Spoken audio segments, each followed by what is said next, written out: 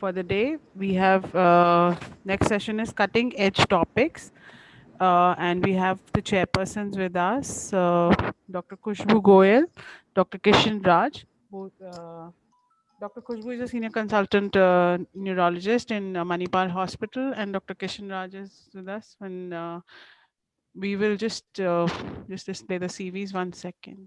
Thus, he's a senior consultant neurologist at IBS Hospital, and Dr. Khushbu, senior consultant neurologist, Manipal Hospital. Ma'am and sir, would request you to kindly take over the session now and introduce our first speaker, Dr. Debashish. Okay. I'm audible. Yes, sir, we can hear you. Okay. A very good morning and very warm welcome to 23rd annual meet of DNACon 2021. The session is on cutting edge topics, and our first speaker is Professor Debashish Chaudhary. He is Director, Professor and HOD of Neurology at GB Pant Institute of Postgraduate Medical Education in New Delhi. And he has published more than 150 articles and book chapters in international national journals. He'll speak on unusual headaches, childhood headaches, and rare headache disorders. So I would like to request Dr. Debashish sir to please proceed with his talk. Okay, thank you. Thank you, Dr. Kishan. Now, so I'll start sharing my screen. So, can you see my yes, sir. presentation? Okay. So, good morning, everybody.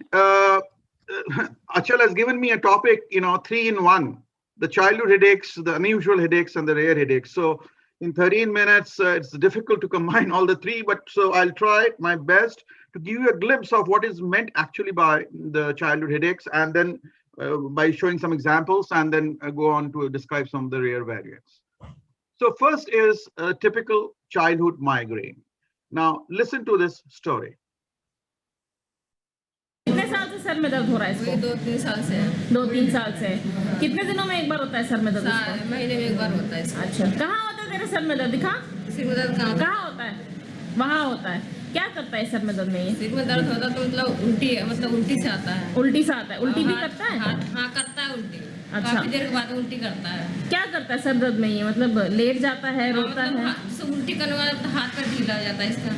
ढीला होने के बाद कि मतलब हम लेटा जाते हैं इसको। कितना तेज सर दर्द होता है इसको? काफी तेज दर्द हो जाता है इसके सिर में। उल्टी होने के बाद क्या होता है? उल्टी होने के बाद हम दवाई ले आते हैं और फिर दवाई खिलाकर सुला देते हैं इसको। तो सर दर्द के टाइम पे ये अकेला रहना पसंद करता है कि सबके साथ करता है? मतलब उससे कुछ अच्छा नहीं लगता है। कुछ अच्छा नहीं लगता है। अच्छा, घर में बत्ती वगैरह बंद कर देता है ये? बोलता है कि लाइट अंधेरा कर दो। टीवी चलेगा तो उसको बंद करवा देता है। टीवी भी बंद करा देता है। So see, this is the typical history.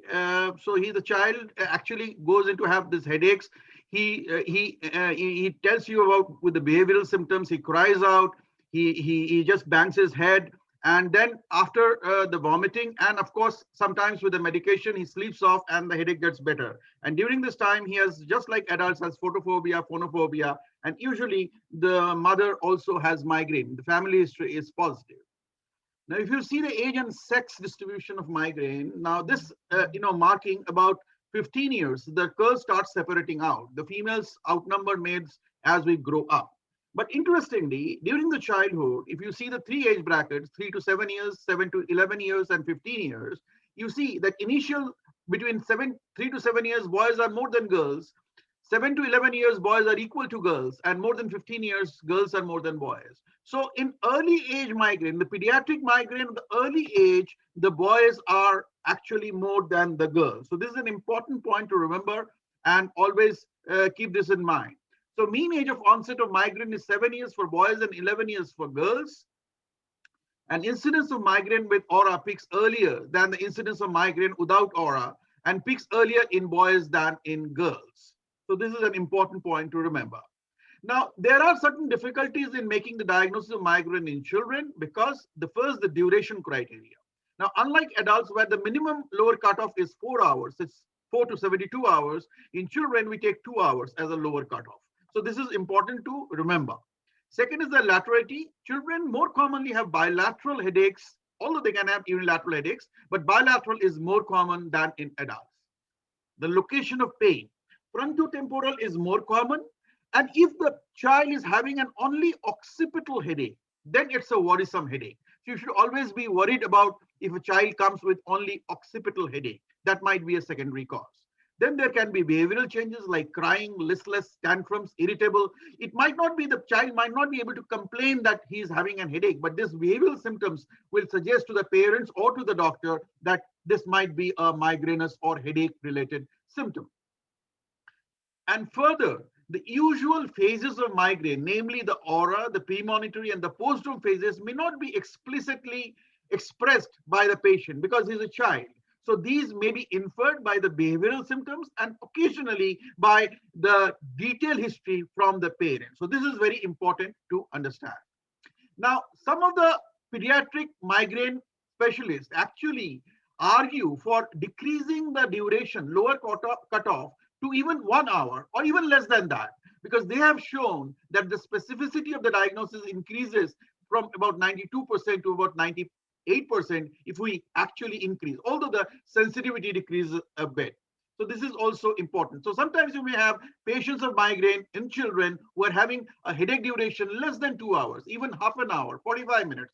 So don't disregard the migraine diagnosis in them. Another important thing which has come up is that the infantile colic, as we all know, a very common condition, infantile colic can be an early expression of migraine. This is a paper by Amy Gelfand and Peter Goatsby, where 154 migraine infant pairs were analyzed, and it was found that there was 2.6 times likely chances of having the migraine and having the in the form of infantile colic in patients with a maternal history of migraine. So there can be an early history of infantile colic. So listen to this patient of mine, who is the youngest patient under my care, 2.5 years old, and what the parents actually shows how the patient actually describes the headache. But listen to this video. उसे बताइए, जब पैदा हुई थी तब उसके बाद बीच में रात में इसको क्या होता था? ये रोती थी जब रात में? हाँ जी, रात में भी रोती थी, दिन में भी इसको गोद में ले लेके सुलाना पड़ता था। अभी कितनी उम्र है इसकी? अभी 2.5 साल। 2.5 साल। हाँ जी। तो 6 महीने से क्या हो रहा है? मतलब अभी मतलब ये फरवरी से बताती है कि ज्यादा मेरे सर दर्द हो रहा है। कैसे बताती है? मेरे को यहाँ छल दल ऐसे यहाँ पे सर में यहाँ पे हाथ लगाती है। माथा पीटती है। हाँ जी। आप इधर आइए। हाँ। सर दर्द बताती है अपना। हाँ। और फिर थोड़ा उल्टी करती है, फिर सो जाती है, फिर उल्टी करती है। मतलब एक ही साइड में बताती है? हाँ जी। कौन से साइड? राइट साइड को एक हाथ से माथा पीटती है। कैसे बोलती है? कैसे मन दिखाओ? सर दर्द करते हैं, बहुत चिल्लाती है, रोती है। हाँ, फिर उसके बाद क्या करती है? सो जाती है? 1-2 बार 2-3 बार इसको साथ में उल्टियाँ भी हुई है। उल्टी भी हुई है। और कितना देर रहता है ये सुबह से 10-11 बजे से 9-10 बजे स्टार्ट करती है, शाम तक ही ठीक होती है। आपको सर दर्द रहता है? हाँ जी, मुझे भी रहता है वैसे। So this is an important clue to the history. So you should all be taking this history. We actually presented our data of 75 patients of pediatric migraine in the European Headache and Migraine Trust. Dr. Abhilek presented, one of my residents. And we found that 20% of the patients actually did not fulfill the duration criteria given by ICSD. The family history was found in more than 2/3 of the patients, and more than 50% of the patients actually needed to continue the treatment despite good response. So there is a large section of pediatric patients who need preventive therapy, and they need to continue the preventive therapy for longer duration of time. So what are the acute medications that are available? The acetaminophen and ibuprofen in children, and we have the triptans, the sumatriptan nasal spray, rizatriptan, zolmitriptan, and almotriptan, which can be given in adolescents. So practice guideline of the acute treatments actually suggest ibuprofen, the same thing, ibuprofen and acetaminophen for the children and triptans for the adolescents. For the preventive therapy, the authors are more cautious because, they say that first do no harm. So initially the second line agents like riboflavin, coenzyme Q10, magnesium and melatonin, or the CBT, cognitive behavioral therapy, or the neuromodulation devices may be tried, and if at all required. But unfortunately, many of these other measures are not available in routine practice, so you have to depend on drug. And in that, there is some possible evidence that propranolol is useful. Topiramate or cinnarizine may also be useful, and amitriptyline plus cognitive behavioral therapy might be useful. I routinely use propranolol along with melatonin or magnesium in my pediatric patients. So then let us come to the rarer syndromes. Now these are very interesting. They have only these manifestations, unusual manifestations, that they don't have headache at the beginning. But the child then later on develops a typical migraine in the later part of the course of the disease. So they are cyclic vomiting, abdominal migraine, benign paroxysmal vertigo, and benign paroxysmal torticollis. So I'll show you an example of each one of them. So let's first see this.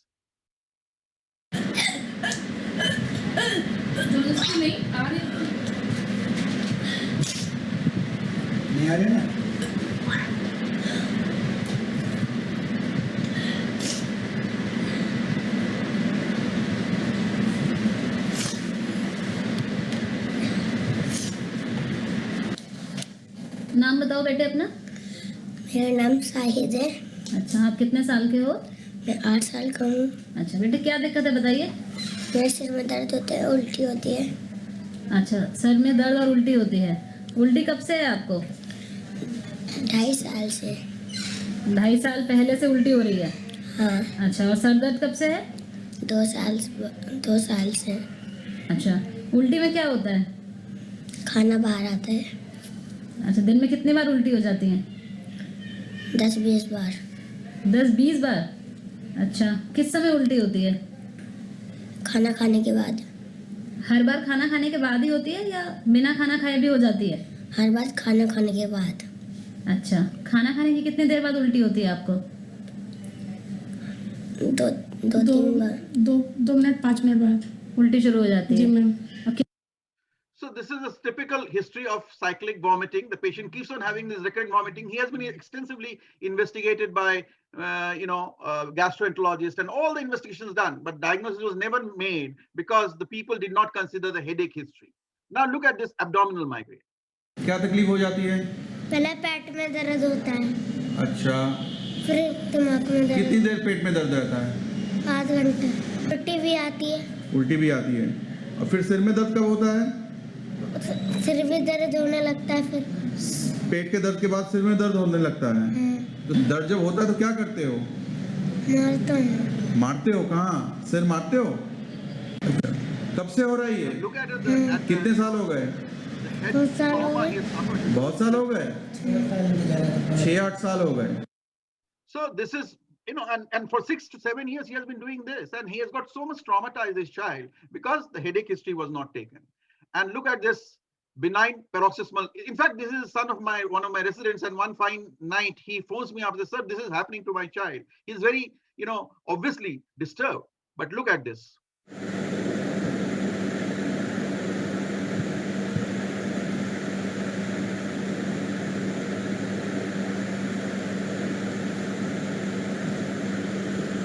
And they are usually, self-limiting. It lasts for 2 to 3 days and then resolve. All the investigations were normal. So these are the unusual and benign syndromes. Always rule out, of course, a secondary cause, because this also patient came with the recurrent, torticollis, which become relatively fixed later on, and then he had a CV junction normally to account for his torticollis. And sometimes it is difficult to make a sense initially because the patient comes with a typical history of migraine. For example, this 11-year-old male child with severe headache for 3 months, throbbing in character, typical migrainous characters accompanied by several episodes of vomiting. Neurological examination was normal. The mother has headaches, and he was diagnosed outside Delhi as a migraine child. But then after 3 months, there was this symptoms of sudden onset loss of vision involving the right visual field. Later, he had also right focal motor seizures. And then, of course, the secondary nature of the headache was actually emerged. They got the CT scan done, contrast enhanced. You can see that PCA infarct on the left side. And this was again corroborated by an MRI, which again showed a large PCA infarct involving the occipital and the temporal lobes, right? And then they started him on aspirin and given anti-epileptics. And this is the DWI. You can see the nicely bright signal.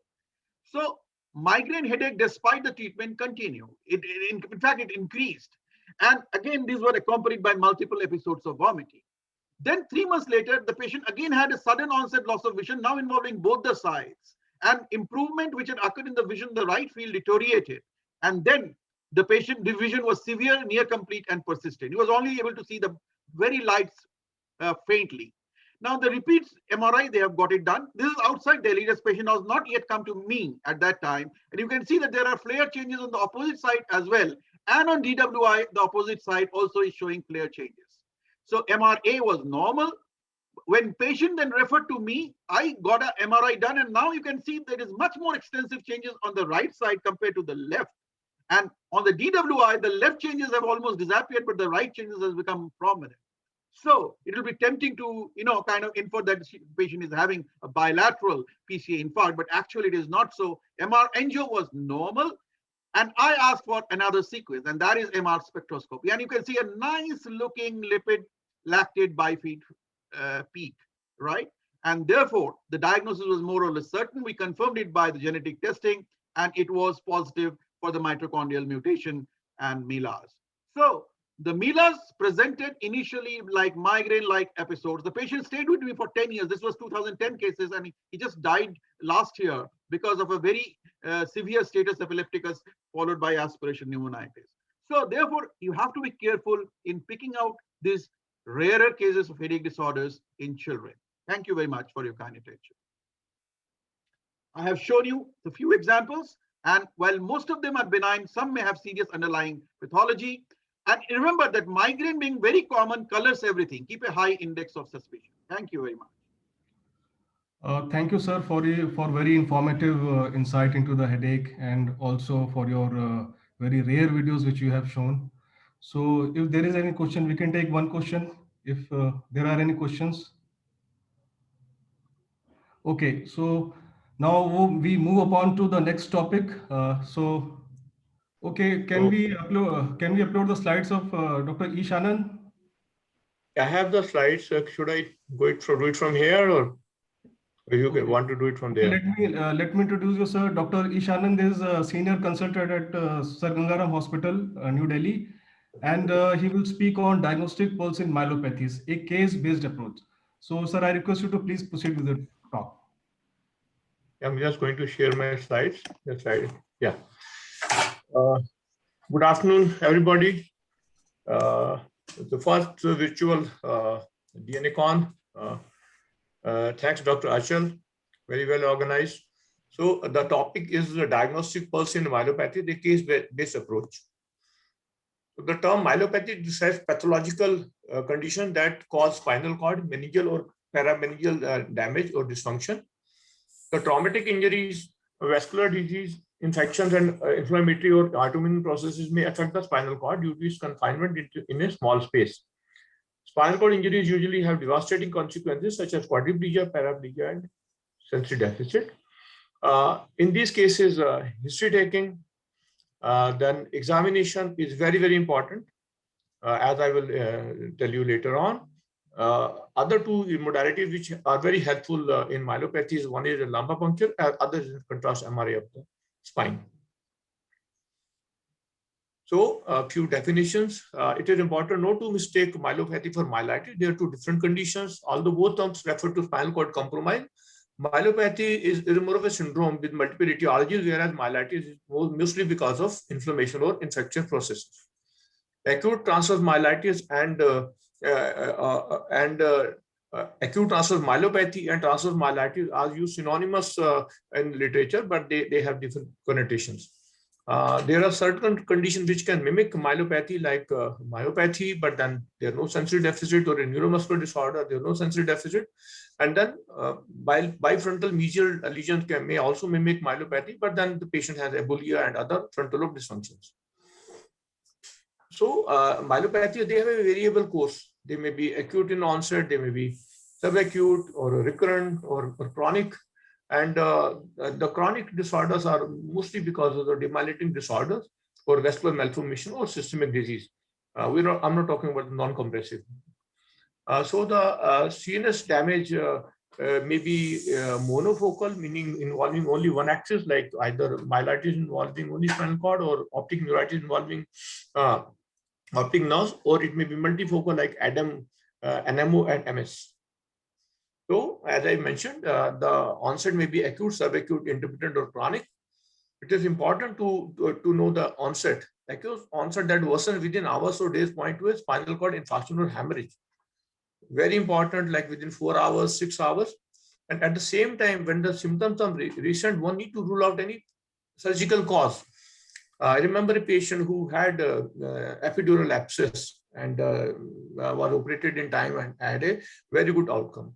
So in these cases, one need to rule out epidural abscess, epidural hematoma, epidural metastasis, and these are the salvageable patients. And if the symptoms persist more than 3 weeks, then it is not likely to be a myelitis, it's a transverse myelitis or idiopathic transverse myelitis. And like the progression is more than 3 weeks. In those cases, one need to look for any chronic compressive disease, dural arteriovenous fistula, metabolic disorder, sarcoidosis, degenerative disorder, or a spinal cord tumor. There are spinal cord syndromes that is the importance of examination in neurology. Like if you have a complete spinal cord involvement, then the most likely cause is likely to be trauma, compression, or myelitis. If it is a Brown-Sequard or a hemicord syndrome, in those cases, it's likely to be multiple sclerosis or compression. Whereas anterior spinal cord syndrome most likely to be because of anterior spinal artery ischemia or multiple sclerosis. And the role of MRI here, like we have seen patients, we have picked up patients of infarction in the spinal cord, and one need to have a clinical acumen to diagnose them, to predict them, and then you need to do a diffusion sequencing, though it is not routinely done for the spinal cord to pick up these cases. The posterior cord syndrome, everybody knows B12 and copper deficiency, especially so copper deficiency in the patients who have undergone bariatric surgery. The central cord, like we know that one way to differentiate NMO from MS is the plaque in MS are more peripheral, whereas they are central in NMO and neuromyelitis and then syringomyelia. Medullary conus involvement is common after post-viral myelitis and the quad equina after cytomegalovirus or AIDP. Then tektopathies, like very sort of amazing, like B12 involves posterior column only. In paraneoplastic, you may have only involvement of the spinothalamic tracts, and in multiple sclerosis also sometimes you may have specific tract involvement. So the myelopathy is divided into two types, compressive and non-compressive. The compressive are degenerative and tumors and then trauma. And the non-compressive, again, is a big list. It can be infectious, part of a viral, bacterial, spirochetal, or fungal infection, acute disseminated encephalitis, like demyelinating disorders, multiple sclerosis, neuromyelitis optica, yeast disease, and spinal artery thrombosis and vasculitis, especially Sjogren's disease and sarcoidosis. Then toxins, letharism, we know, arsenic, nitrous oxide, methotrexate intrathecally, then radiation injury, and degenerative in the form of primary lateral sclerosis, familial spastic paraplegia, spinocerebellar ataxia, iron neurodegeneration, and Friedreich's ataxia. And then non-compressive, again, B12 deficiency, E deficiency, hepatic or renal disease, and paraneoplastic. And compressive, again, tumors, vascular arteriovenous malformation, and syringomyelia. Well, I'll show a few cases. So, this is a post-traumatic myelopathy. One can see here there is a decrease in the size of the C6 vertebra with protrusion of the disc and then causing compression of the spinal cord, more so on the left side. Then abscess-related, pyogenic abscess-related myelopathy or myelitis. Here one can see in the T1 contrast weighted images involvement of the bone, then collection, and these patients they do benefit from good intravenous antibiotics and surgical decompression. Another patient with the metastatic disease, T3 is involved with metastasis, T4 is also involved, the posterior appendages of the vertebra they are involved, and this T3 compression is causing pressure over the spinal cord, causing gradual onset myelopathy. This is with metastatic disease. Another one, uncommon cause is vascular region. Here in T1, we see the spinal cord looks all right. In T2, there is some single change in the middle of the spinal cord here in the dorsal cord. And then we see a serpentine vessel over the posterior portion of the, so it is a vascular dural fistula or AVM related myelopathy. Another one, this is more florid case. One can see the area of the dorsal spinal cord and conus. One can see the phleboids here, and then in arteriogram, one can see the arteriovenous malformation, which is causing pressure as well as steel, leading to myelopathy. then syringomyelia, ulnar cherry type 2 malformation, herniation of the tonsils, a big syrinx coming from medullary area involving whole of the spinal cord, and then going down up to the filum terminale, like the end of the spinal cord. Again, this is a cause of myelopathy. Should we say it is compressive or non-compressive? Then coming to an important topic, that is acute demyelinating myelopathies. So the causes of acute demyelinating myelopathies and their diagnostic clues. It's very, very important for a neurologist to know this. One can have multiple sclerosis, neuromyelitis optica, acute disseminated encephalomyelitis, post-vaccinal or idiopathic transverse myelitis. So as we know in MS, there is partial myelopathy like Brown-Sequard syndrome, and patient may have history of previous episodes of optic neuritis or some sensory deficit. In the spinal cord, less than 2 spinal cord segments are involved, usually peripherally located, and predilection for the lateral and posterior funiculi. That is also important. White matter lesions in the MRE of the brain, like Dawson finger, periventricular, juxta-articular, and infratentorial are seen. And in these cases, the CSF shows a oligoclonal band and raised IgG in most of the cases. The yield of oligoclonal band and raised IgG has improved over time. The neuromyelitis optica, 90% are women, typically severe deficit. They have experienced previous myelitis or optic neuritis. Again, the optic neuritis of NMO is mostly bilateral, or it is sequential, one after the another one. And then there are typical changes in the MRI also of the brain, like in optic neuritis MS, one sees changes more near to the globe and short segment in patients who have MS compared to neuromyelitis optica, where the changes are more near to the chiasma, involving the chiasma, and these are long segments. So in the spinal cord, there are long cord lesions, more than 3 segments. They record swelling and gadolinium enhancement in acute cases. Lesions present up to 60% of the patient in the brain also, but they are subtle and mainly paraventricular, occasionally hypothalamic or brainstem region. Here, the CSF shows pleocytosis, and anti-NMO antibodies are present in the CSF also. ADEM, it is a monophasic illness most commonly seen in children with fever, encephalopathy, and infections, usually viral with prodrome. The spinal cord involvement is of variable length.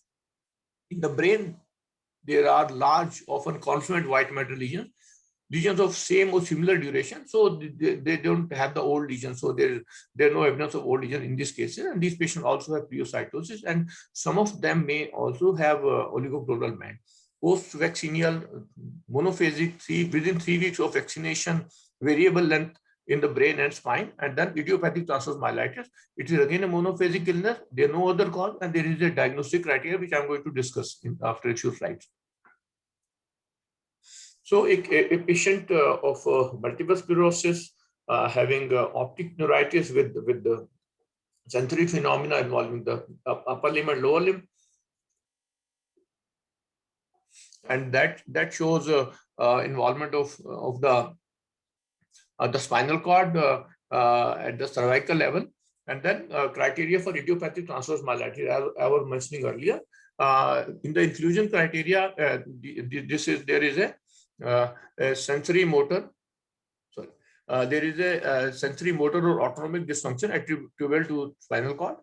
Bilateral sign and symptoms, though not necessarily symmetric, clearly defined sensory level. Exclusion of extra-axial compressive myelopathy by an MRI or a contrast MRI or a myelography. Inflammation within the spinal cord showing elevated IgG index or pleocytosis or gadolinium enhancement. In the patient who do not have these 3 criteria fulfilled, you may have to repeat the procedure after 2 to 7 days. And the nadir is between 4 to 21 days. So the value of 3 weeks duration in these cases. But one need to rule out the other causes like radiation related myelopathy or a arterial thrombosis or AV fistulas or a systemic disorder or an infectious process, and an MRI of brain which should not be suggestive of MS, and that there should not be any history of optic neuritis. So it is more of a diagnosis of exclusion, and we need to exclude most of the other disorders which may also have transverse myelitis. This is a 20-year-old patient with transverse myelitis. Here, one in the T1 weighted images in the sagittal section, one can see there's some swelling of the spinal cord, and then we see the signal change in the T2 weighted imaging, which is more than 3 segments of the length. Another patient, this is a 28-year-old male with the monophasic illness, encephalopathy, fever, showing changes in the mainly pons and here in the medulla, in case of edema, acute disseminated encephalomyelitis. Then the long segment myelitis, there is a differential for long segment myelitis. The common one which we see is neuromyelitis optica, but a similar picture can be seen with the collagen disorder. Also, we have seen the similar picture with SLE. We have seen a similar picture with Sjogren disease also, or it sometimes may be idiopathic transverse myelitis also.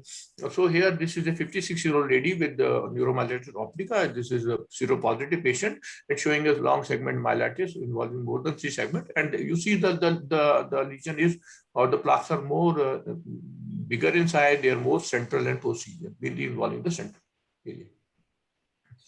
So now few more cases, like we do see, but very rarely. This is a radiation myelopathy. This patient, 34-year-old patient who presented with subacute neuropathy. He had the radiotherapy 2 years back for lymphoma. And then one can see the involvement of the bone as well as involvement of the dorsal spinal cord.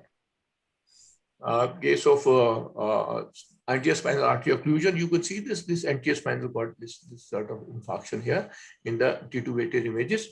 And it's a 49-year-old female who presented with paresis with a thoracic sensory level after heavy exertion. This is a patient, 43-year-old male who had herpes zoster of the upper limb on one side, and had features of myelopathy. So it is more of a herpes zoster related infective myelopathy. Another one, like we need to rule out, this is a known patient of sarcoidosis, 45-year-old male who presented with subacute myelopathy, and one can see this is a sort of a short segment, less than 2 vertebral height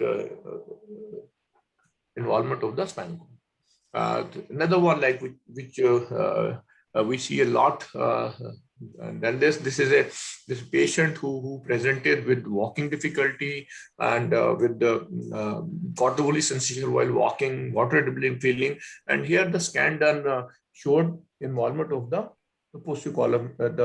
Here you can see very thin rim here, and then one can see in the axial scan also involvement of the posterior part of the spinal cord, posterior funiculi, and this is an image 1 year after the treatment, and the changes have decreased. Like you can see in axial also, that there is decrease in the singular change.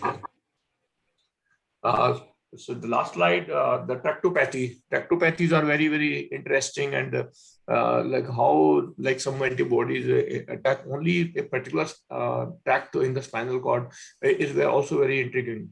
Like here, this is a 69-year-old lady who has high titer for amphotericin immunoglobulins, and then she had involvement of the spinothalamic tract. Right? This is the spinothalamic tract being involved. Right?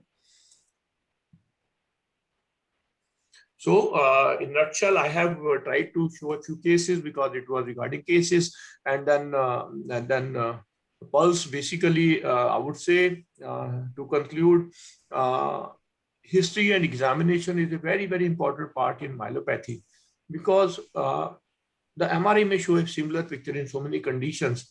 It is a detailed evaluation which will help us to pick up the right case and not to miss any say traumatic injuries, or not to miss any epidural abscesses which have a good outcome if they are picked up in time and operated in time. Thank you. Thank you, sir. Very thankful for all your talk, and thanks for showing us your rare cases, which are very informative to us. And if there are any questions we can take, the session is open for any questions. I'm Dr. Gauri Devi, just wish to make a comment. Thank you, Ish, for an excellent presentation. You know, Dr. K.S. Mani described tropical spastic paraplegia in 1960s. Later on, it was found to be maybe due to B12 deficiency, some cases, but not everybody.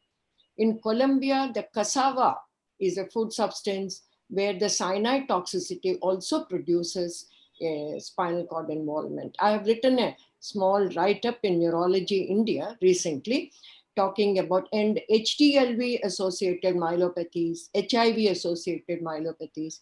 I think one has to keep them in mind. Of course, you have made an excellent list of really covered many things. These are the few things. And even in tuberculosis, meningitis, you can get a myelopathy, not just enterocolitis. These are the cases which we have seen at NIMHANS. Thank you. Thank you, ma'am. Thank you, ma'am, for your valuable feedback. So, is there any other questions? Okay, so we are moving forward to our next topic. Our next speaker is Dr. Praveen Gulati. He is Director and Chief Radiologist at Dr. Gulati Imaging Institute. And he is going to speak on imaging of metabolic disorders. So I would request Dr. Praveen sir to please proceed with his talk. Good afternoon, everybody. And thanks to Dr. Achal for giving me this chance to speak on this topic. So I'll be talking about the metabolic brain disorders. Now, the metabolic brain disorders, they can be because of inborn errors of metabolism, or they can be acquired metabolic disorders. Now, inborn errors of metabolism, they present in childhood, and usually pediatricians are the ones who are dealing with them. And neurologist primarily comes across the acquired metabolic disorders and some of the inborn errors of metabolism, which may present in adulthood or which can persist in adulthood. I'll talk a few of them as well. Now, acquired metabolic disorders, they can be because of endogenous metabolic derangements, which include hepatic encephalopathy, glucose disorders, uremic encephalopathy, parathyroid disorders, cobalamin deficiency, and osmotic demyelination syndrome. Or it can be because of exogenous metabolic derangement, which includes, most commonly we come across are the alcohol related, or it can be methanol poisoning, inhaled gases like carbon monoxide, or they can be drug induced because of especially chemotherapeutics. Now, if we talk about imaging in these cases, imaging in isolation is totally non-specific and the features overlap with each other. However, if you take the clinical profile with tomographic distribution and with the image characteristic, then it can definitely lead you to a diagnosis. Most of the time, what we see is bilateral symmetrical lesions with restricted diffusion. There is no or little mass effect, and there is no enhancement. And one thing more, there is no direct correlation between the MR findings and the clinical profile. The sites which are most vulnerable in metabolic derangements are the cortical gray matter. Then we have the dentate nuclei, thalami, periventricular white matter, the corpus callosum. Involvement of the gray matter indicates a poorer prognosis, while the lesions, if they are limited to the white matter, then it normally indicates a better prognosis.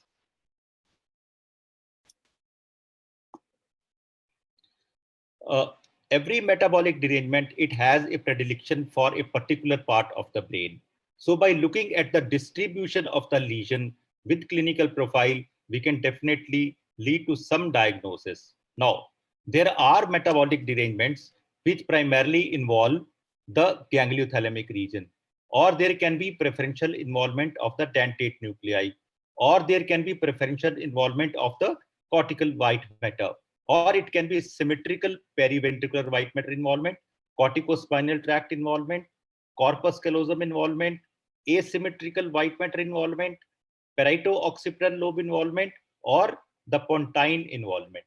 So based upon which area is involved with clinical profile, we can definitely give a better diagnosis. Talking first about the gangliothalamic involvement. It can be in the form of hyperintense signal on T2 and FLAIR images, which we see in Wernicke's encephalopathy, methanol poisoning, carbon monoxide poisoning, uremic encephalopathy. Or we can get low intense signal on T2, like what we see in parathyroid disorders. Or it can be bright signal on T1 weighted images in the form of hepatic encephalopathy, diabetic steatopathy, and parathyroid disorders. Let's see few of them.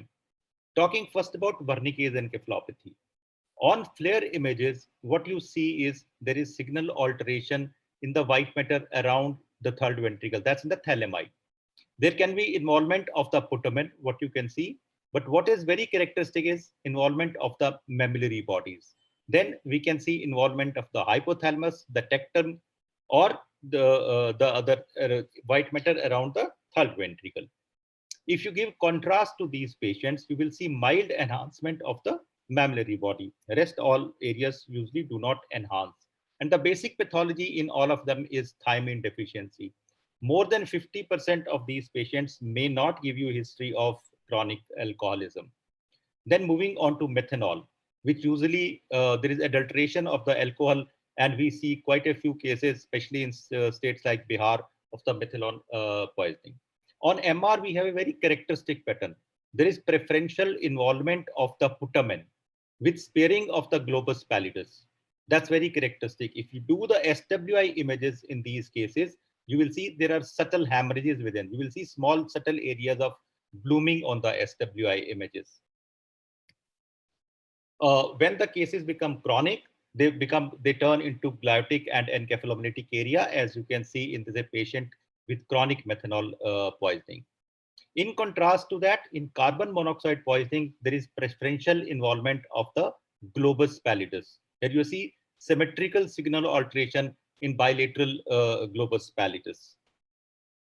This is one patient where we did the sequential study. This was in December 18. The acute presentation, you can see bulky type of globus pallidus. Then in January 19, it becomes little smaller, remained hypertense and hyperintense, and ultimately in the month of April, you can see the same patient. The lesions have become much smaller, and practically now the gliosis has set in. Then uremic encephalopathy. Uremic encephalopathy, you can see three types of imaging patterns. Commonest is involvement of the basal ganglion, what you can see here, bilateral basal ganglion involvement. Then we can see conditions like press-like imaging features like press, which we'll talk subsequently, or there can be preferential involvement of white matter and in the subcortical areas. They again are uncommon type of thing. The most common is the involvement of the basal ganglion. And they're very characteristic finding. There will be outlining of the lentiform nucleus. You will see the lateral wall, you will see the medial wall. It's called as the lentiform Fock sign, which is supposed to be quite specific for the uremic encephalopathy. Another patient, and this Fock sign you can very beautifully see on this diffusion weighted image. And in this patient, you can see there are signal alteration even in the subcortical white matter.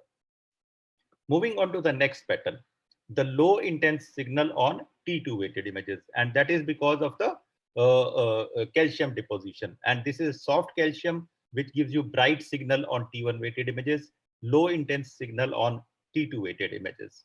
Another patient of hyperparathyroidism, T1 weighted images showing you bright signal and relatively low intense signal on T2 weighted images. The CT of the same patient shows extensive calcification in the basal ganglion as well as in the cerebellar hemispheres. Then the bright signal on T1 weighted images. The common which we see in our day-to-day practice are the chronic hepatic encephalopathy. And this is usually seen in those patients who have long-standing cirrhosis with portal hypertension and who have undergone portosystemic shunting. And what we see, there is globus pallidus, which shows bright signal on T1 weighted images. And there is also bright signal in the substantia nigra. Another patient showing you bright signal in the region of the globus pallidus, and same patient showed in the substantia nigra as well, as you can see here. Another feature which has been seen in patients with hepatic encephalopathy is a linear hyperintensity which runs just parallel to the perirolandic cortex. This has been found to be very specific for hepatic encephalopathy. A metabolic disorder of the childhood, hypermagnesemia, which is because of the defect at the genetic level. Again, you will see extensive bright signal in the bilateral gangliothalamic region and also in the brain stem. The patients with non-ketotic hyperglycemia, type 2 diabetes, presenting with hemichoria, And these are the patients who will show you bright signal. It's usually unilateral, maybe bilateral, and you will see hyper intense signal on T1 weighted images involving the lentiform nucleus. Moving on to the second pattern, that's the involvement of the dentate nuclei. And you will see bright symmetrical hyper intense signal. This is usually a sequelae to metronidazole toxicity. Usually patient will give you history of a prolonged treatment, usually of more than 25 days, and present with cerebellar dysfunction. In India, patients who are on long-term isoniazid, they also can show you similar type of signal intensity patterns. Moving on to third pattern, that's the prominent cortical involvement. And this we see in hypoglycemic encephalopathy. Hypoglycemic encephalopathy normally we see in the pediatric age group, may be seen in the adults as well. There is a prediction for posterior and deep regions. You will see the involvement of the occipital lobes. On T2 weighted images, bright signal, and they will show areas of restricted diffusion in these. Now in adults, if we see the involvement of the basal ganglion in cases with hypoglycemia, then that indicates a poorer prognosis. So this can be a prognostic indicator. Then the cortical involvement can also be seen in patients with acute hepatic failure or hyperammonemic type of encephalopathy. However, the distribution here is different. Here you will see there's a preferential involvement of the insular region. There is involvement of the cingulate gyrus, while there will be sparing of the occipital lobe. There will be involvement of the thalami. So you can differentiate between the acute hepatic failure and in patients with the hyperglycemia. Moving on to the pattern 4, that is symmetrical periventricular involvement. And this is seen in patients with heroin toxic encephalopathy, patients with the methotrexate or carbon monoxide or uremic encephalopathies. Now, this is one example where the patient had taken intravenous heroin and bilateral symmetrical hyperintense signal intensity seen on T2 weighted images. I have taken this image from radiographic. However, the patients with chronic or subacute type of heroin toxicity, which is also called as chasing the dragon type of toxicity, you will see there is preferential bilaterally symmetrical involvement of posterior limb of internal capsule. There is sparing of the anterior limb of internal capsule. And you will see symmetrical hyperintense signal in the white matter plus symmetrical bright signal seen in the bilateral dentate nuclei. Then symmetrical periventricular white matter can also be seen in patients with uremic encephalopathy. This was a patient of nephrotic syndrome, and you can see bilaterally symmetrical type of areas of restricted diffusion in this patient. Methotrexate toxicity. This was a patient. He was about 12 years old. Patient was on methotrexate, and he developed the toxicity, and you could see restricted areas of diffusion in white matter. Another patient, again bilaterally symmetrical involvement of the occipital lobe. This patient, this was a sequelae to the cyclosporin toxicity.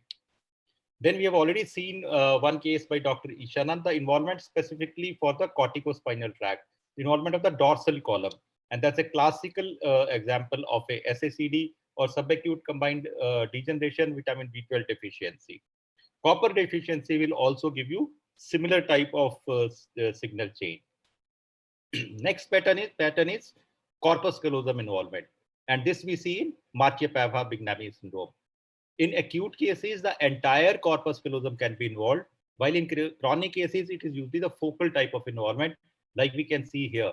This part of the corpus callosum is normal, but here we can see focal area of signal alteration. We did the DTI in the same patient, and you can see there's a reduction in the number of fibers in the region of the splenium. And we did the follow-up of this patient, and gradually with the recovery and the withdrawal, this came back to normal.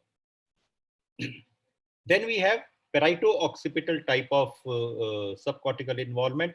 They're usually asymmetrical type, and this is a classical press type of pattern, which can be seen in preeclampsia, renal failure, thrombocytopenia. And this was a patient with the preeclampsia, bilateral asymmetrical type of involvement of the occipital lobe. And this was a patient of nephrotic syndrome, Again, showing a pressed type of involvement in this case. This is against what I showed you earlier, where there's involvement of the basal ganglion. Then moving on to the other pattern, that's involvement of the central pawn. And this will be seen in cases who have undergone rapid sodium correction. The sodium levels are usually quite low and the correction rates have been quite high. In 50% of the patients, like in this case, this was an 80-year-old male, and you can see there's isolated involvement of the pawns, and the characteristic is periphery will be spared. It is basically the central part which is involved. The rest of the brain did not show any other finding. While in the other patient, you can see there are changes in the pons, and there are also changes in the basal ganglion. So you can have pontine as well as extra pontine of symptomatology of the changes on MR. And this is a T2 weighted image of the same patient, showing you bright signal in the basal ganglion and also in the pons. Few words about the inborn errors which persist or which can present in the adulthood. One of them is X-linked adrenoleukodystrophy. These are of 3 types, and during adulthood, normally what we see is adrenomyeloneuropathy. Then we can have Krabbe's disease. About 10% of them can present in adults. Metachromatic leukodystrophies, MELAS can present in adulthood. Alexander's disease, Pelizaeus-Merzbacher, Fabry's, Wilson's, and the primary familial brain calcification, they all can be seen in the adults. Just show you a few examples. This is one example of adrenoleukodystrophy, very classical pattern on imaging.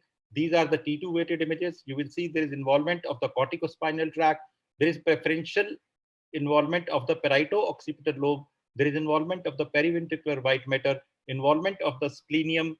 And the characteristic is, if you give contrast or if you look at the diffusion weighted image, you will see 3 zones. These are called Schomburg zones. In the center, we have non-enhancing necrotic area. Then we have enhancing active inflammation and demyelination. And beyond that, we have the advancing demyelination, which will be bright on T2 weighted images. You do the spectroscopy, you will see low levels of Na and you will see high levels of lactate. So it's a very classical pattern which we see in adrenoleukodystrophy. About 10% of patients with Krabbe's can present in adults. And the characteristic is you will see low intense signal in the thalami as well as in the putamen region. There will be bilateral symmetrical ring type of signal alteration in the dentate nuclei.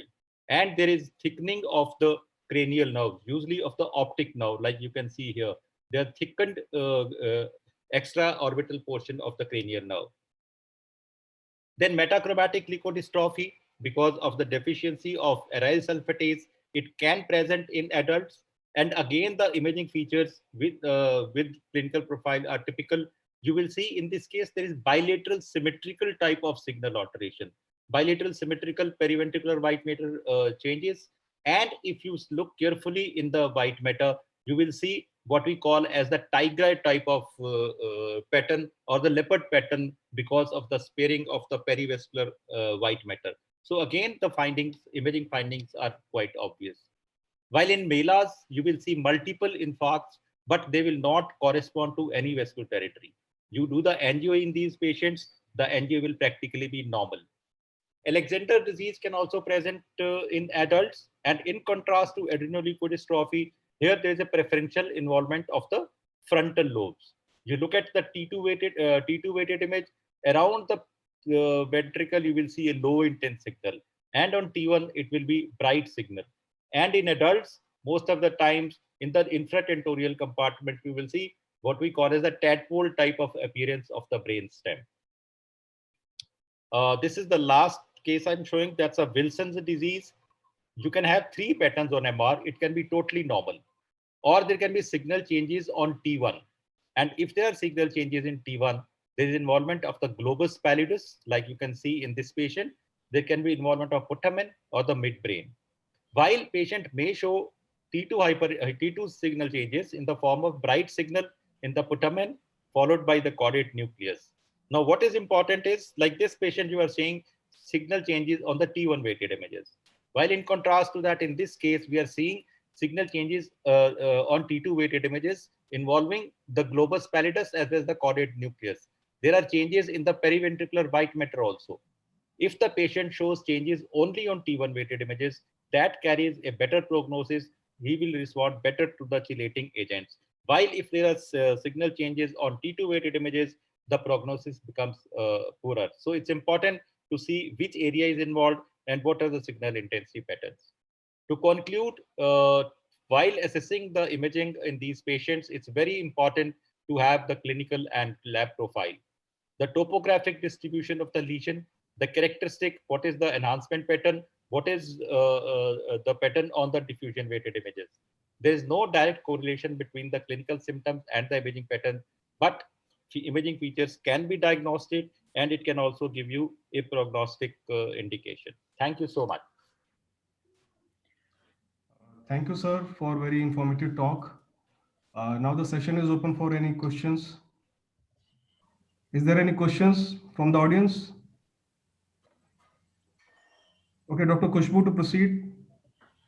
Thank you, Dr. Praveen Gulati. It was a very beautiful presentation and it is very informative, useful for day-to-day practice of neurology. So now I request, I invite Dr. Professor M. Gauri Devi. She will be speaking on misdiagnosis of ALS. What disorders can mimic ALS? A topic very close to her heart. And now I request Dr. Professor M. Gauri Devi to speak on the topic. At the outset, I would like to thank Professor Padma and Professor Achal Srivatsav for giving me this opportunity to talk on a subject which is very close to my heart. What we are concerned is the misdiagnosis of other disorders or ALS, and it spells a disaster because we know all the symptoms and signs. I won't go about it. The survival is very poor. 50% survive only for 3 years, 20% for 5 years, and the lucky few survive beyond 10 years or so. Now, sticking very strictly to the definitions of the L-Escorial revised criteria and defining as per the guidelines laid down as definite, probable with lab supported and possible, combined with excellent neurophysiological diagnostic procedures. You know, ALS has no biological marker, unfortunately, as of it, although there are a lot of research going on at the basic science level. Therefore, an excellent clinical approach with electrophysiology is the main thing for the diagnosis. Nerve conduction studies should be done, particularly to look for conduction block, not just one nerve, but multiple nerves and proximal sites of stimulation. EMG should be done in all the 4 limbs, as is dictated here, mentioned here: cervical spinal cord, lumbar spinal cord, 2 muscles innervated by different roots and peripheral nerves, paraspinal muscles, and then the bulbar muscles. If there is an onset with bulbar weakness and early facial weakness, we should do repetitive nerve stimulation tests. It is important to be aware of the clinical phenotypes because this is where the misdiagnosis may occur. The classical type, the bulbar phenotype, flail arm phenotype, and what is famously called as the man in the barrel syndrome, flail lug phenotype, pseudopolyneurotic variant it's called, the pyramidal, and the respiratory. I think it's important because the patient may present to us with any of these phenotypes, and the mimics would be according to that. In the best of the centers and in the various registries, the mimics have been anywhere from small number of 7% to as high as 27%. Our own data from NIMANS, where we analyzed 287 patients, 26% were mimics. And the very recent publication of 2013 by Turner and others, population-based studies have indicated that 10% of patients diagnosed with ALS ultimately turn out to have another condition. What a change in the prognosis if you say ALS or another treatable disorder. Now, we could conveniently look at this, the approach, clinical approach, that is, if a patient presents with lower motor neuron signs, What are the mimics? Let's start with benign fasciculations. There's no weakness. Multifocal motor neuropathy with conduction block. I will be talking with example, neuralgic amyotrophy, motor predominant CIDP, inclusion body myositis, spinobulbar muscular atrophy, that's Kennedy's, post-polio syndrome. I will illustrate some of these disorders with our own cases. Why is the slide not moving? Okay. The benign fasciculations are noticed, have been reported in as much as 70 to 90% of normal subjects. Those with medical training are more frequently reported. I think all of us have seen this. Family members of patients with ALS often come to me and say, my father died of ALS. I have fasciculations. Do I have ALS? There has been a very nice study of 121 patients who had benign fasciculations but had normal clinical NEMG. These were followed up by telephonic interviews for about minimum of mean of 7 years. And 1/3 of them were health professionals and none of them had developed ALS. Very often the neurophysiologist working on the machine has a doubt, is it a benign or a malignant fasciculation? Benign are usually bi or triphasic, they fire at a fast rate, weakness and wasting is absent, the site is the facial muscles, and it's a constant shape and you can activate by voluntary effort. Unlike malignant, which can be bi, tri, or polyphasic, it's a slow rate of firing. And it's a long duration, long interval between the fasciculations. Weakness and wasting is usually present. Any muscle can show. The shape changes. I think that's a very good electrophysiological clue, and activation is not possible. Now we come to an important paper. Lewis and Sumner and Asbury, the top people in peripheral neuropathies, they published this paper in 1982, multifocal demyelinating neuropathy with persistent conduction block, and they raised the issue that it has a resemblance to MND. The patients usually come with a finger extensor weakness, wasting and flexion deformity, and there is a conduction block. You can see between distally about 44%, and then positive anti-GM1 ganglioside antibodies. If you can do the MRI, there would be hyperintensity of the plexus on the affected side.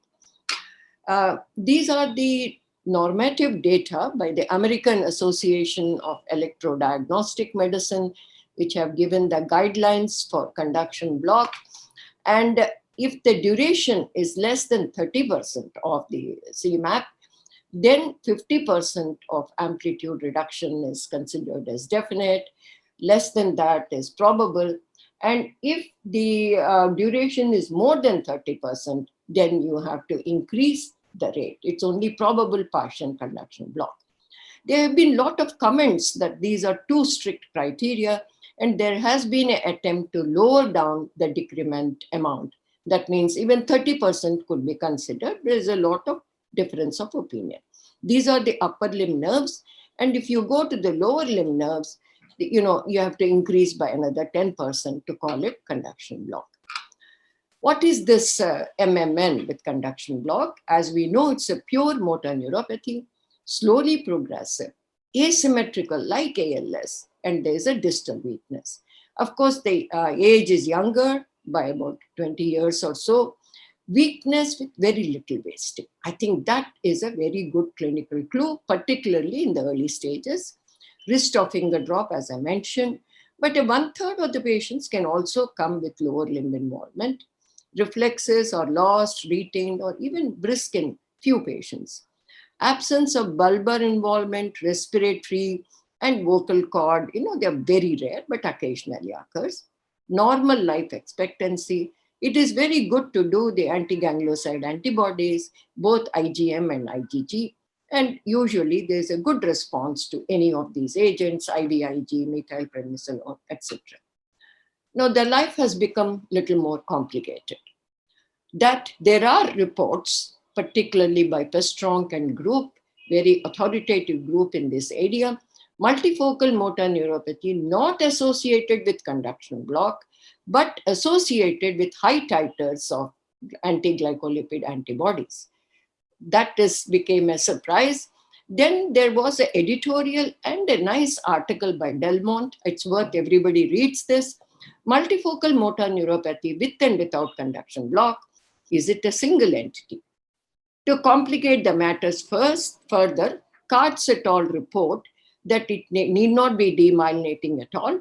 Axonal multifocal motor neuropathy without conduction block or other features of demyelination. They had 9 patients, and even the anti-GM1 antibodies were absent. Because of the clinical profile of multiple nerves involvement, distal, they tried treatment, and 6 out of 9 patients responded.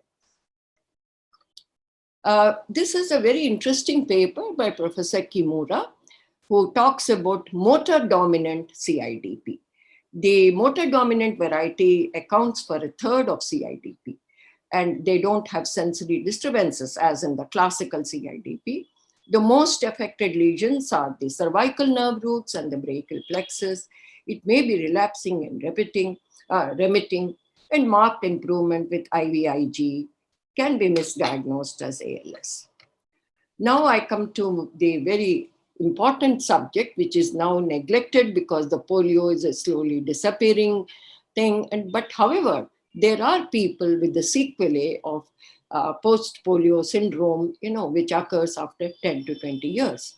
Mulder, first time in from the Mayo Clinic proceedings, reported these cases, although earlier it was known, but he really conceptualized in a proper way. Late progression of polio or formifruste ALS. Look at the title of the paper.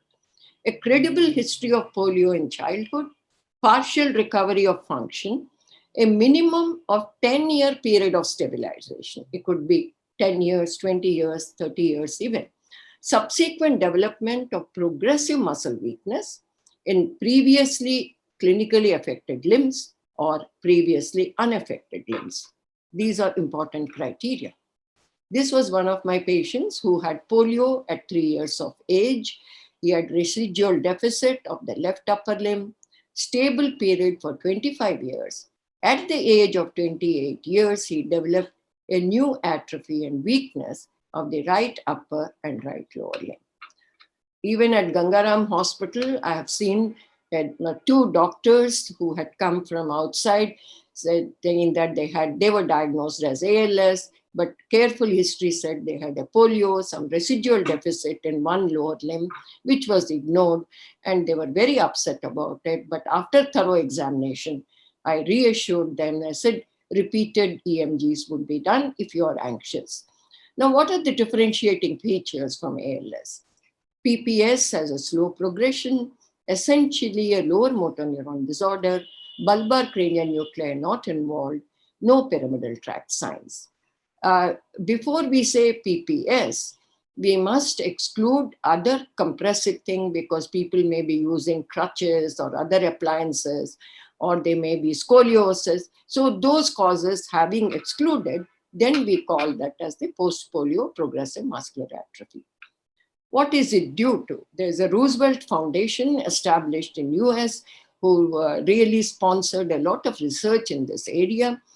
So the various hypotheses are, is it an activation of latent poliovirus, or it's an immunological change secondary to the antibodies? Most commonly understood now neurophysiologically is metabolic overload of motor neurons. During recovery from acute polio, there is a reinnervation from neighboring healthy neurons. Therefore, the motor neuron itself becomes large with a number of muscles being innervated.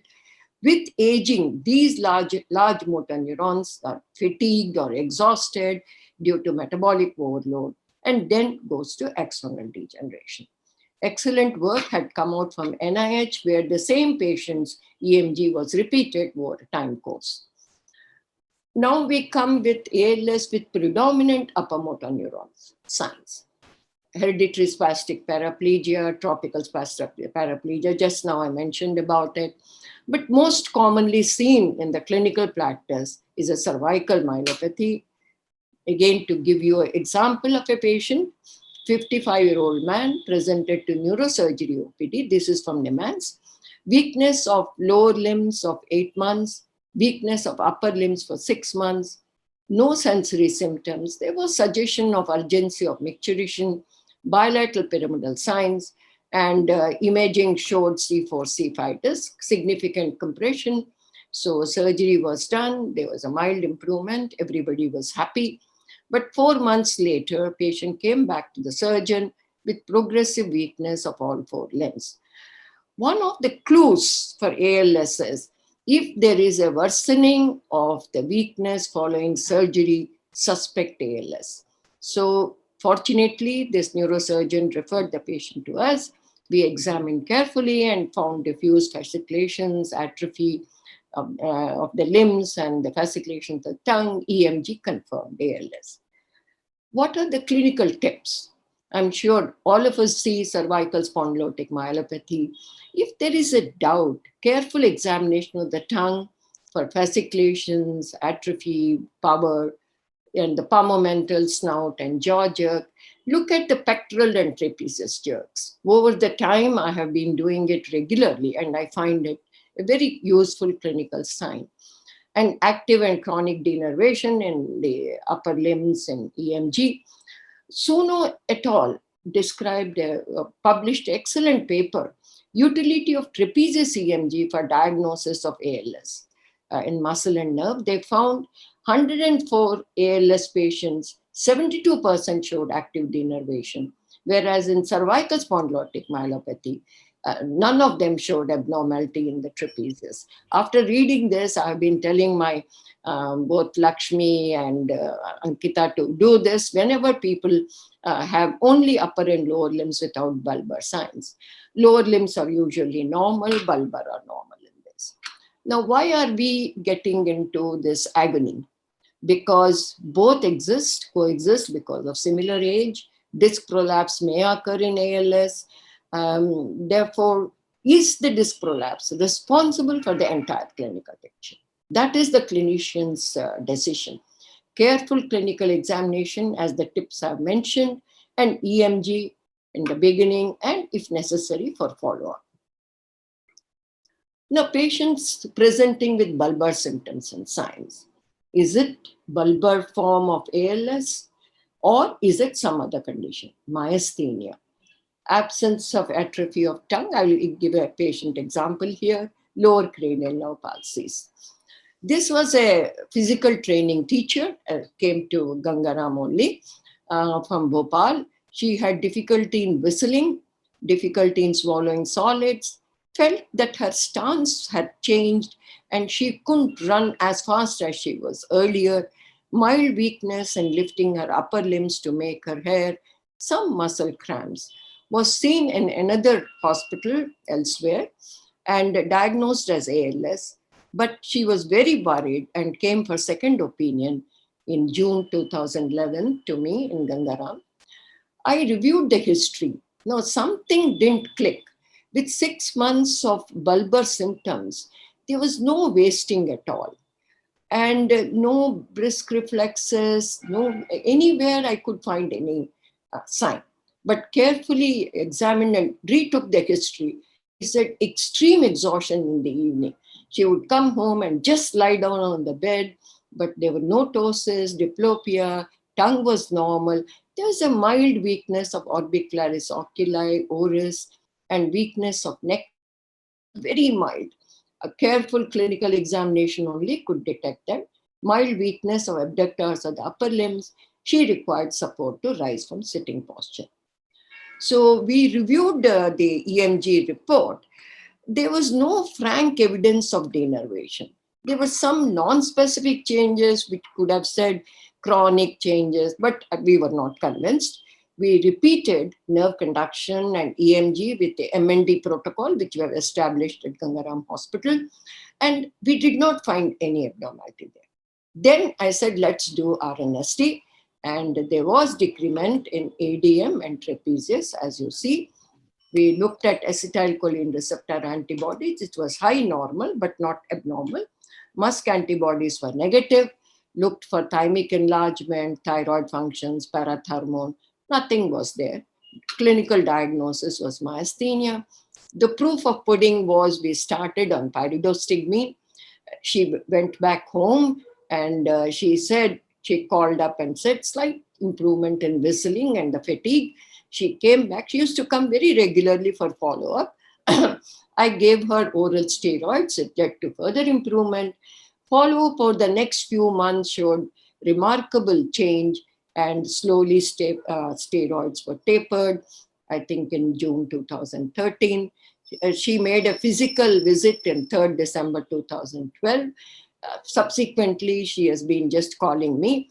And last telephonic contact was on 10th September 2019. She is fully functional. Now, what a big change between ALS diagnosis and myasthenia. Why is there a confusion about neuromuscular junction dysfunction? In ALS, it does occur. Even in 1959, Professor Mulder, the famous Lambert and Eaton, they described that myasthenic syndrome in patients with ALS. They found that there was a muscle fatigable phenomena and a decremental response. So, in the olden times, people were given pyridostigmine, even in ALS patients.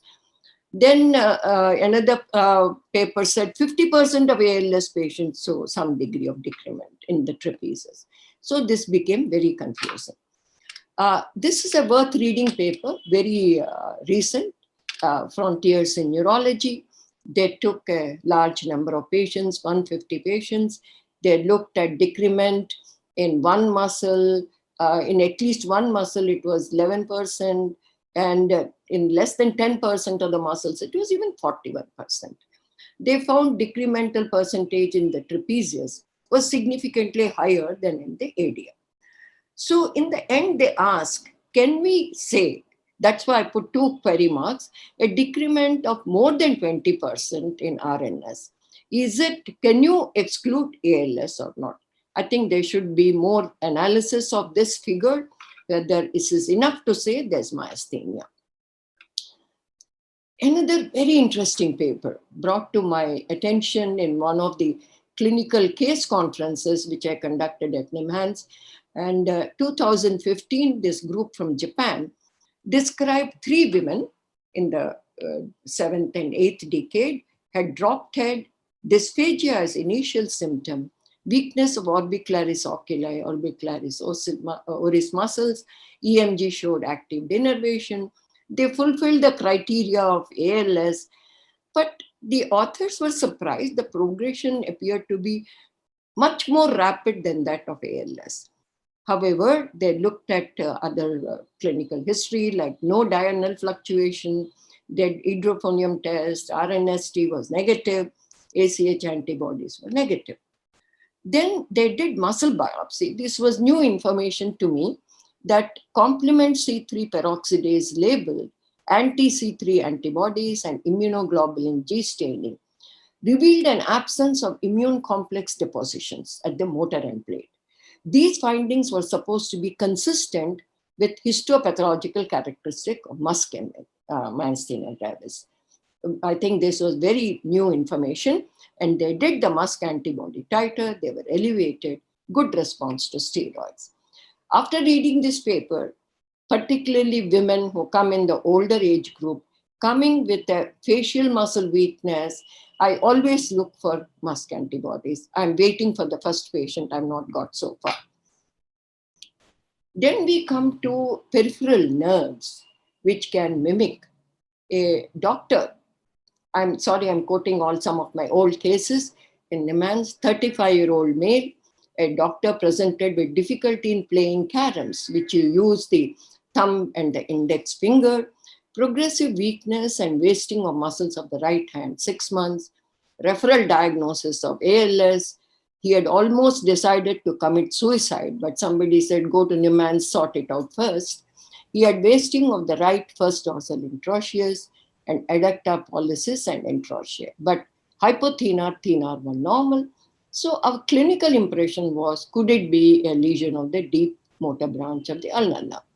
We did the EMG and then denervation of first DI and adductor pollicis brevis, but APB and ADM were normal. Look at the nerve conduction distal latency. To ADM, it was 2.6 milliseconds. To FDI, it was 10 times more, 26.8. So we referred the patient to the plastic surgeon for surgery and explored and found excessive fat and fibrosis around the Gunian's canal, and it was decompressed, and distal latencies. I had a good follow-up for almost 2 years. From 10.7, slowly it's come down to 4.9. Final diagnosis was compressive lesion of the deep motor branch. Actually, the lesion was somewhere here. The sensory branch has already come off, so it was just the motor branch which supplies these muscles. Worth keeping. Then I asked him after that, would you now like to commit suicide? He said, of course not. So that is the difference between ALS diagnosis and others. Before I leave the subject, one has to look for symptomatic causes. These are not mimics. They are actually ALS associated with a number of disorders, paraneoplastic syndrome. So as a routine for ALS patients, we do the PET-CT to look for any malignancy which was hidden, look at thyroid functions, infections, GM2 gangliosidosis, very rare indeed, toxins, lead poisoning is important, and radiation-induced myelopathy. So if you look at the list of mimics, it's a summary: benign fasciculations in order of priority in a way, spondylotic myelopathy, multifocal motor neuropathy, entrapment, and CIDP, myasthenia, etc. So when do we suspect? We are a very busy clinicians, all of us. When there's a weakness with very little wasting, that should be an alerting fact. Always consider whether it was ALS or something else. Only LMN signs with no UMN signs at the onset. And if this continues, it's all the more important we investigate, not once. We had another patient coming from Middle East countries who was diagnosed as LMN. We did the various nerves for a conduction block, didn't find, but his symptoms were there. Then I asked, why don't we do the radial nerve? Radial nerve showed a conduction block. He was given IVIG. Dr. Ishan Nandre calls this patient, and he has done remarkably well. So atypical clinical features, fluctuating course, clinician and very well guided electrophysiological study to identify mimics. Very rewarding experience. So take home messages, aware of mimics, look for symptomatic causes. If in doubt, repeat the clinical examination again after 2-3 months. Let's not commit as ALS. Repeat electrophysiology again if in doubt. And according to the protocol of neurophysiology, we should do this. And of course, imaging to exclude other disorders. Then that's my last slide. Thank you very much. Thank you, ma'am. A very beautiful presentation. The cases were very informative and very illustrative. And ma'am, you are the leader in this subject. We all know. So thank you. Now I invite any question from the house. If any question, we can take. Okay, no question is there. Now we move on to the next speaker, Dr. Mukul Verma. Is he here? Ma'am, Dr. Mukul Verma is not here. The last speaker of this session will be Dr. Kiran Bala. She will be speaking. Actually, we couldn't take her talk last night, so she'll be speaking now. So I'll invite Dr. Kiran Bala to speak on the next topic. Hello, ma'am. Good afternoon, everybody. And at the outset, I would like to thank Dr. Padma, Dr. Achal, and the DNA team to give me this opportunity to share something. We all have been discussing many things about the diseases, the recent developments, advancements, but I thought I'll take up something little different. So I'll be sharing something about health. We have all been talking about disease. So let's talk a little bit more about health and health promotion.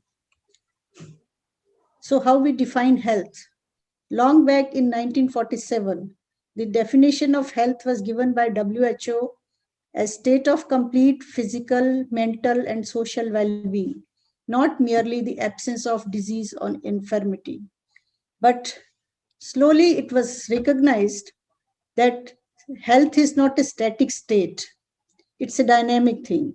So the concept of illness to wellness continuum came in, with the high level wellness on the one end and the premature death on the other end of the spectrum. In 2011,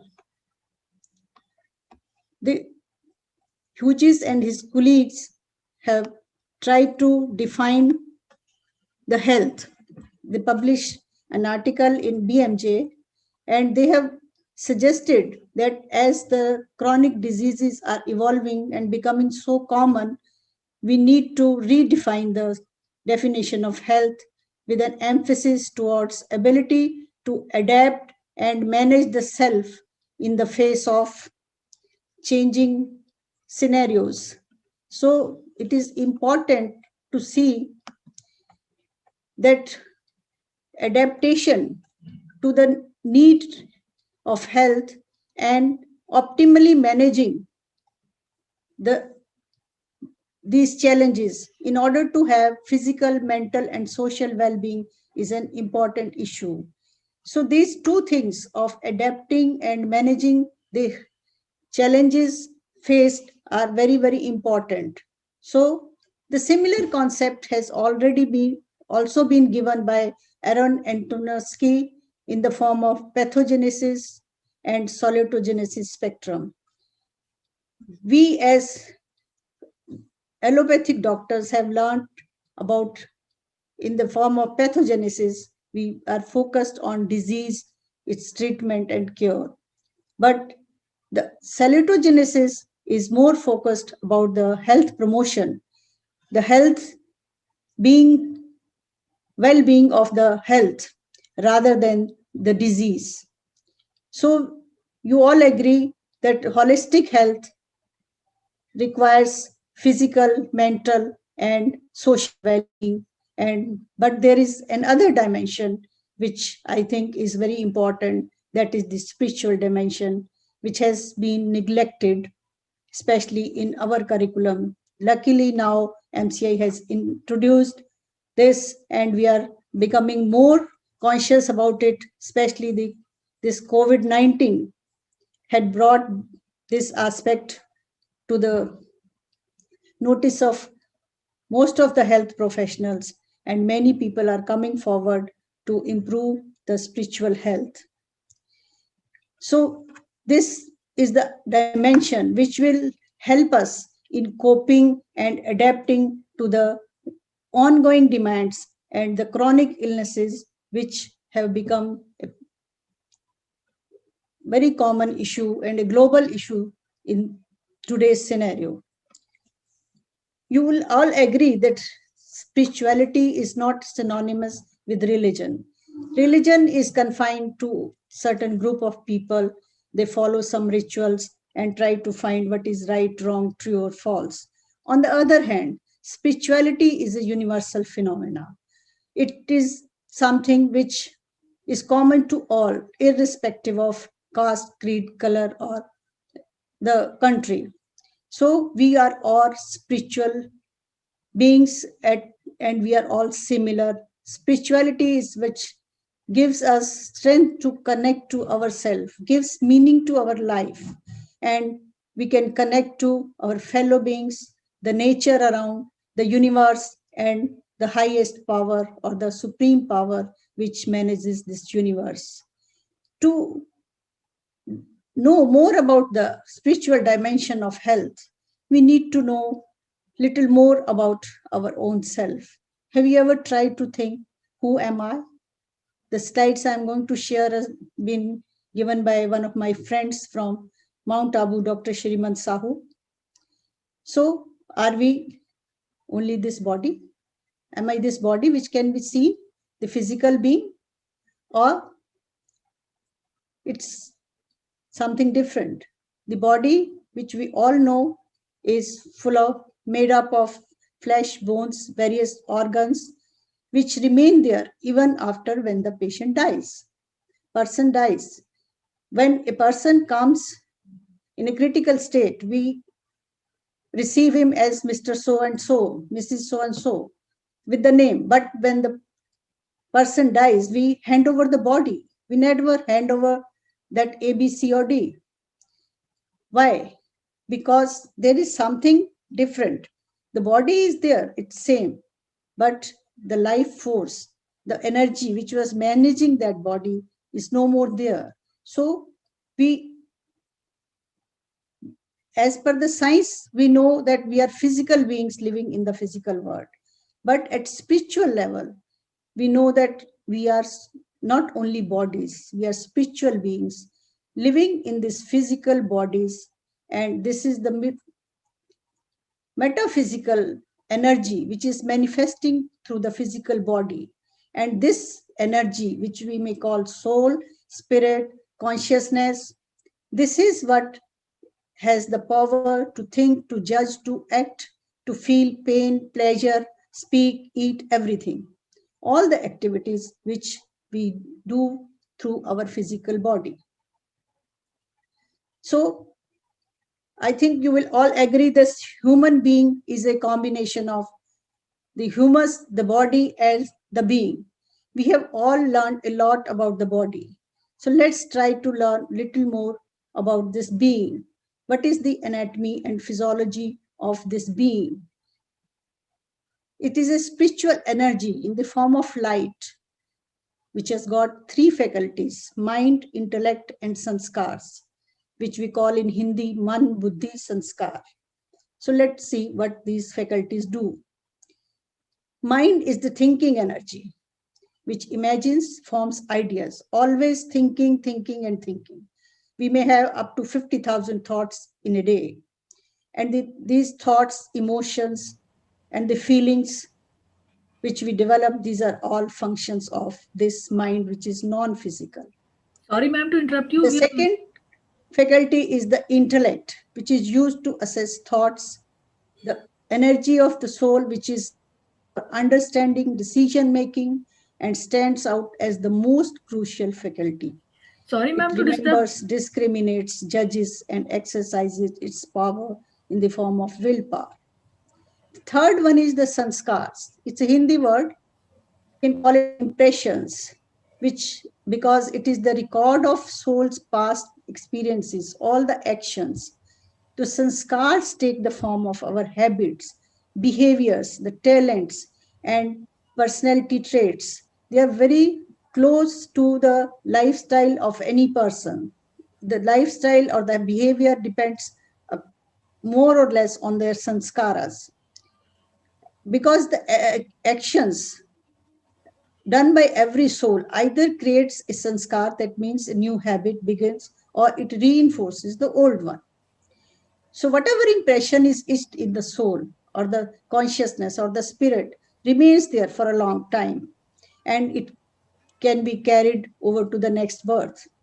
So it is one's personal recording. Every soul has got its own CD recording, which is unique to every single soul. So that's why every soul is different. Sorry, the ma'am, to disturb you. sanskars are the basis of one's individuality. So why I'm telling all this is because they are very much closely related to our health, both physical and mental. Another thing to know about this soul or the being is that the soul has got very important original qualities, innate qualities, what we say, which is again universal, and they are present in each one of us. They may not manifest. We may not see it right now because they have got submerged, but they are there in every one of us. The power, purity, happiness, love, peace, knowledge, and bliss. You might say that we hardly see them there, but they are existing. Why it's important? Because these qualities are very closely related to our body systems. The purity to our sense Sorry to organs, disturb you, ma'am. immune We are system. running short of time. Can you please wind up? Okay, I'll try to. And the peace, happiness to digestive system, love to our heart, knowledge to brain, and powers to musculoskeletal. I think I have 15 minutes.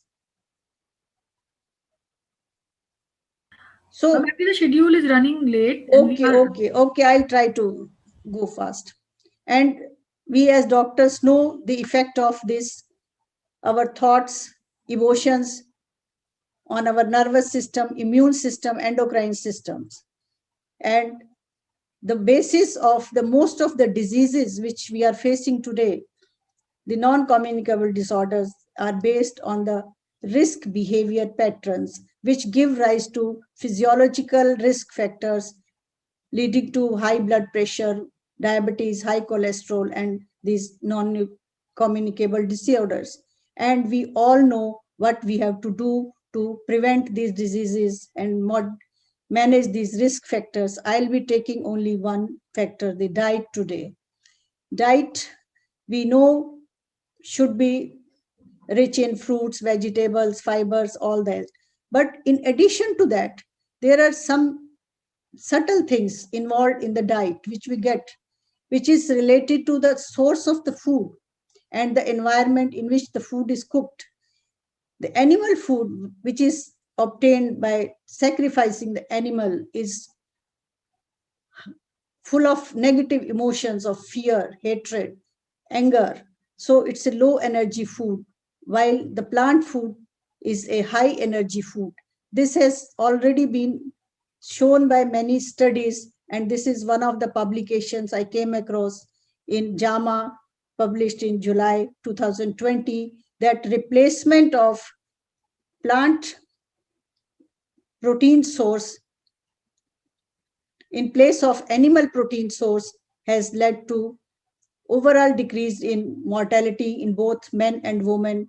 And this decrease in overall mortality was independent of other risk factor, which suggests that if we choose a better plant source for the proteins, we may improve our health and longevity. The similar thing has already been shown by the effect of our thoughts and emotions on water by Dr. Emoto from Japan, that when we expose the water to good thoughts, good feelings, good labeling, the crystals forms are very beautiful, while they are very ugly if they are exposed to words like hatred, your food, or ordinary water. So we all know that 2/3 of our body is water, and water can have a lot of impact on our health.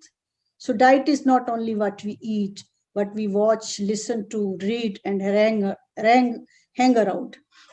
So we need to be mindful of the things we put into our body, both physically as well emotionally.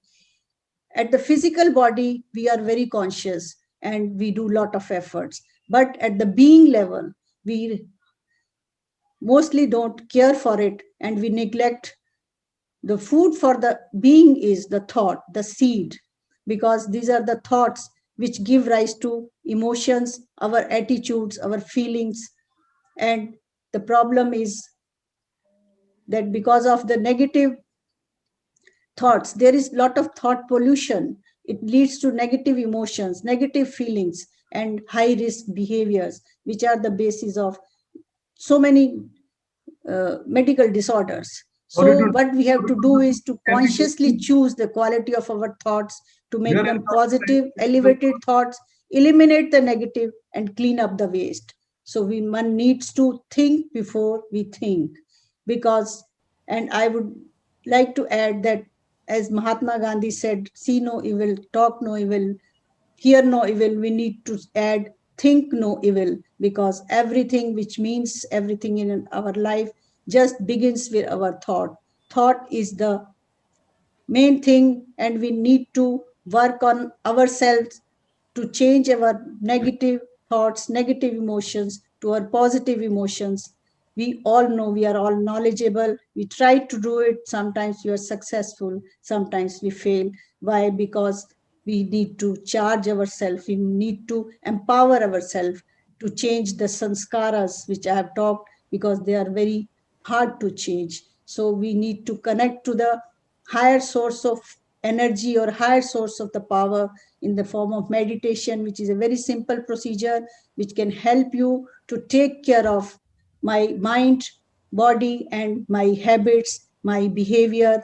And if I make affirmations in the form of what I want to be, that my mind is full of pure thoughts, my heart is filled with love, compassion, my lungs are full of peace, my digestive system is enjoying happiness, my muscles are strong, powerful, my sense organs are full of good vibrations spreading around, and I am enjoying healthy mind and healthy body. This can help us to make ourselves healthy, and the same can be conveyed to our patients also. So in the summary, I would like to say that to live healthy, one has to develop not only physical immunity, but also the mental immunity. The healthy word is a combination of heal and die, means heal yourself. So I myself, I am the in charge and responsible for my own health. It cannot be dependent on anybody else. So health is in my own hands. To be healthy, I need to empower myself. So I would like to end by saying the health, like destiny, is not a matter of choice, but it is a matter of, it's a matter of choice, not a matter of chance. So it is in our own hand to be healthy. We need to choose ourselves to be a positive, healthy lifestyle, and we can all become healthy. And the spiritual health is the foundation of complete well-being. Thank you so much for your patience, Larry. Thank you, ma'am. Rightly said. A very beautiful topic, different from the normal topics we are discussing today. And we are enlightened and we are aware about this aspect of life. Thank you, ma'am. So we are running short in time. Any questions from the house, we can take it. If there is no question, we move on to the next. So we are now I'm handing over to the organizers, Dr. Achal and Dr. Padma, for the proceedings. Thank you so much.